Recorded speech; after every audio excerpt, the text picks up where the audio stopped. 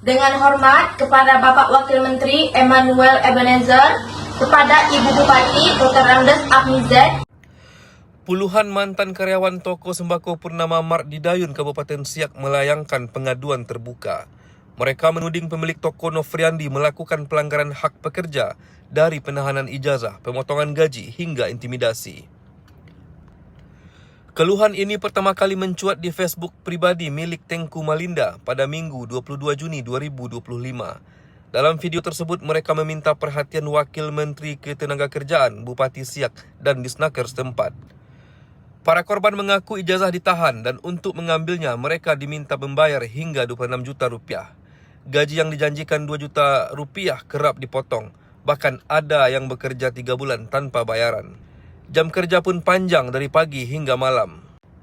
Mereka juga menuding pemilik toko kerap melakukan kekerasan verbal dan fisik. Salah satu alasan baru berani bersuara karena sosok pemilik disebut ex-polisi yang diberhentikan tidak hormat. Pemilik toko Nofriandi membantah melakukan kekerasan.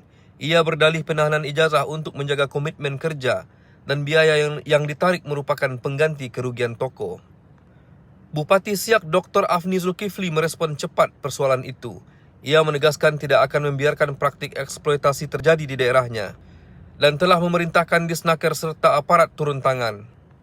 Hasilnya proses mediasi telah berjalan. Sejumlah ijazah dikembalikan. Pemkab Siak kini tengah merancang pos pengaduan untuk menjaga hak-hak pekerja. Sementara itu, Disnaker Siak telah memanggil seluruh pihak. Pertemuan klarifikasi dilaksanakan Selasa 24 Juni 2025 di Kecamatan Dayun. Walhasil ijazah dikembalikan, namun hak-hak pekerja akan tetap terus dituntut.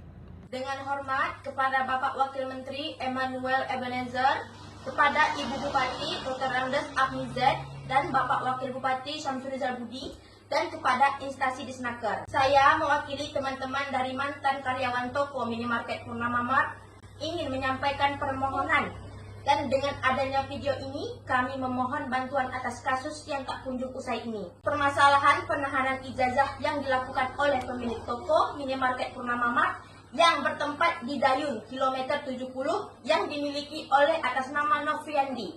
Permasalahannya adalah ijazah teman-teman ini ditahan dan tidak dikembalikan, padahal mereka semua sudah berhenti dari toko tersebut. Mereka semua dituntut untuk membayar tebusan yang berdalih uang minus dari toko sebagai kasir yang nominalnya tidak masuk akal, mulai dari 9 juta, 26 juta, 5 juta, dan bermacam-macam nominal.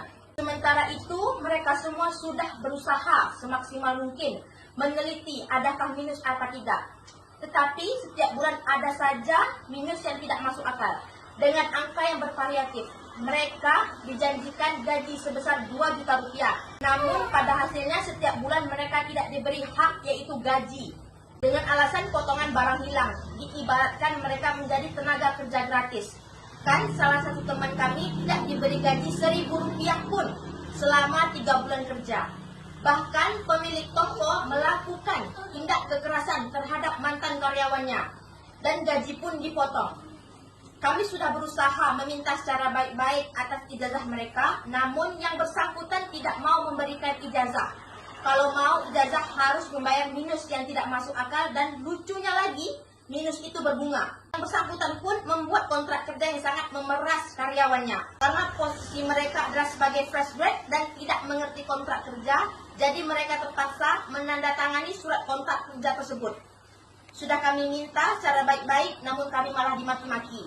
Dengan jam kerja yang sangat tidak wajar, mulai dari shift pagi yang masuk jam 7 hingga kadang jam 8 malam sampai jam 8 malam.